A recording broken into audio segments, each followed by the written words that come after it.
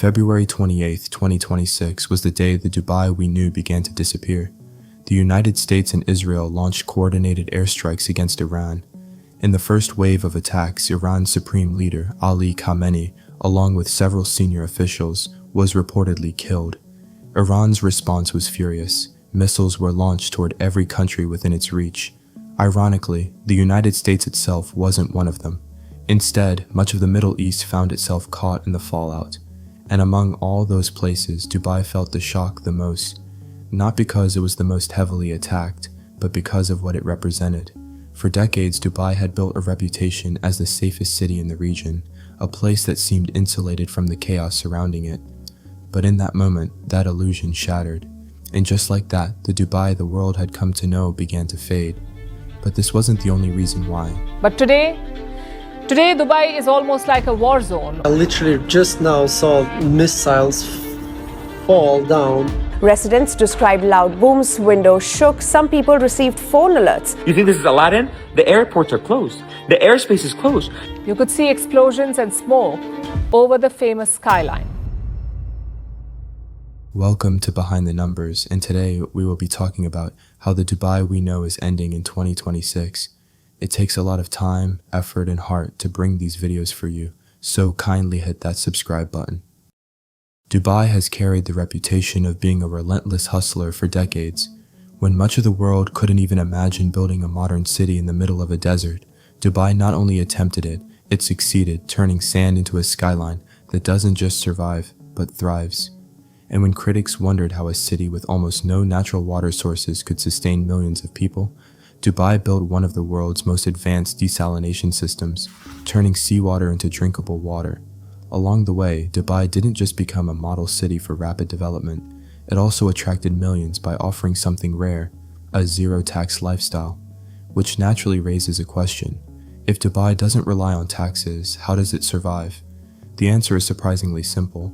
Its economy stands on three pillars: tourism, international trade, and aviation. But sometimes it takes just one day to shake the foundations that took decades to build, and the recent conflict has destroyed all three. Take the Burj Al Arab, often described as the crown jewel of Dubai. Built on an artificial island and once the tallest hotel in the world, it has long been a symbol of the city's ambition and luxury. And when Iran retaliated, it was reportedly one of the first landmarks to be targeted. According to Euronews, the Iran conflict is costing the Middle East travel and tourism industry nearly 515 million euros every single day. And among all the cities in the region, Dubai feels the impact the most, simply because it receives one of the highest numbers of international tourists in the world. Within days of the conflict escalating, flights started getting cancelled. Airports became chaotic. Videos began circulating of tourists stranded inside terminals, some even crying, stuck in what was once considered the safest place on earth. The Security Perception Index of the UAE dropped from 51.9 to 48.3, reflecting how quickly global confidence can change. Every year, millions of visitors travel to Dubai for shopping, beaches, luxury hotels, and extravagant experiences. So even a small decline in tourism sends shockwaves through the entire city, affecting hotels, restaurants, malls, and entertainment venues. Tourism, after all, is the strongest pillar of Dubai's economy. But the second pillar, international trade, has also taken a serious hit. The Strait of Hormuz has been blocked by Iranian authorities. In fact, Iran's new supreme leader in his first ever statement vowed to keep Strait of Hormuz closed, so it can tell how serious Iran is about disrupting the global trade. A significant portion of the world's oil supply and global shipping normally passes through this narrow waterway. When that route becomes dangerous or completely closed, shipping companies start avoiding the region altogether. As a result, imports and exports slow down, shipping costs rise, and the steady flow of goods moving through Dubai's ports and free trade zones begins to shrink. Then comes the third pillar, aviation. Dubai International Airport, one of the busiest airports in the world, was reportedly targeted by Iranian drones, and since then operations have struggled to return to normal. And when aviation slows down in Dubai, the ripple effects are felt across the entire city. You should also know that Dubai is also used as a refueling point by many international airlines traveling between continents. For years, that strategic position helped turn the city into one of the busiest aviation hubs in the world. But these aren't the only problems Dubai is dealing with right now.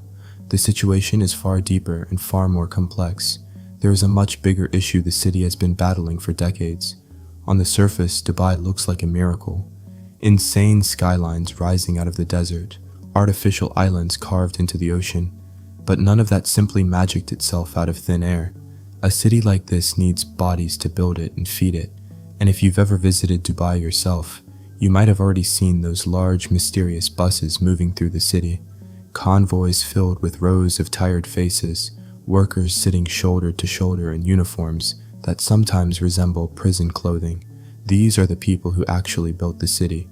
At the same time, there is no denying that Dubai's annual property appreciation rate has often outperformed most other major cities in the world. The city was practically designed for investors. That is why the annual rental income in Dubai is also significantly higher than in many other global cities. But with the current crisis, all of that is expected to go down this year. Meanwhile, the ultra-elite continue to earn huge tax-free incomes, living lavish lives in high-end apartments and luxury villas. But beneath all that glamour, a bigger question remains. Apart from the elites, who is actually living in Dubai?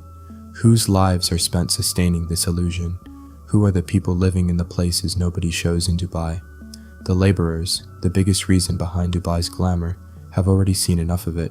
They built the marina, they built the Palm, they built tens of thousands of towers and hotels where a single night costs more than many of them might earn in a lifetime. Apartments they will never set foot in, a city they constructed but will never truly be part of. For decades, many of them have been treated worse than animals. Even leaving a job without your employer's permission is illegal. It's called absconding, which is actually prohibited under Dubai law.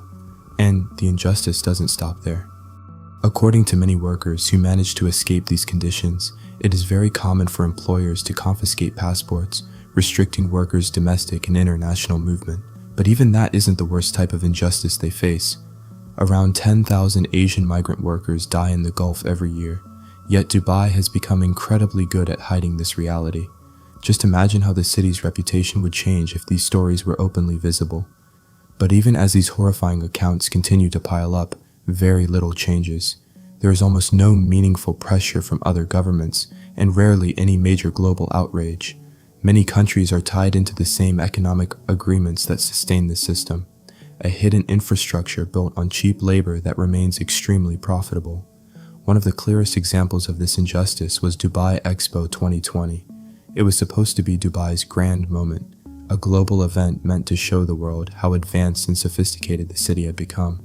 But during the preparations, both workers and activists protesting on their behalf were reportedly silenced and jailed. After the event ended, officials quietly admitted that 6 people died and 72 were seriously injured during construction. But in reality, many believe the real numbers were far higher.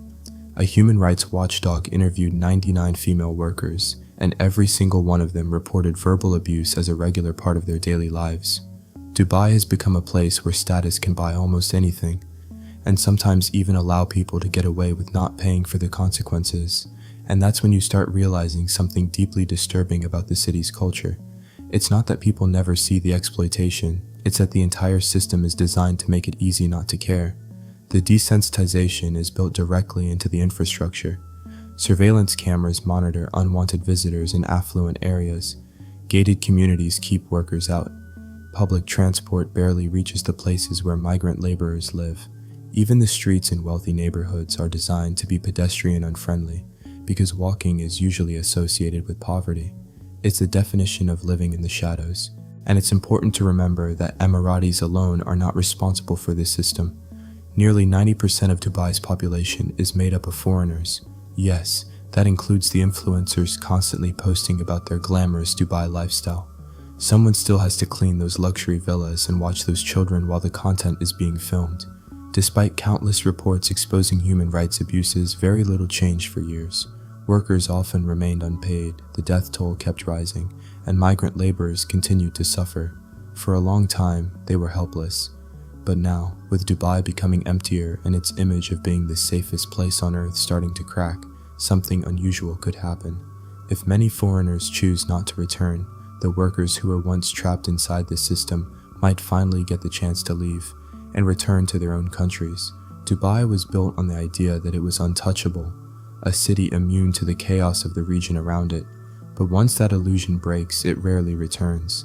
The skyline may still stand tall, but the Dubai the world believed in may never be the same again. Subscribe to our channel and don't forget to click the bell icon.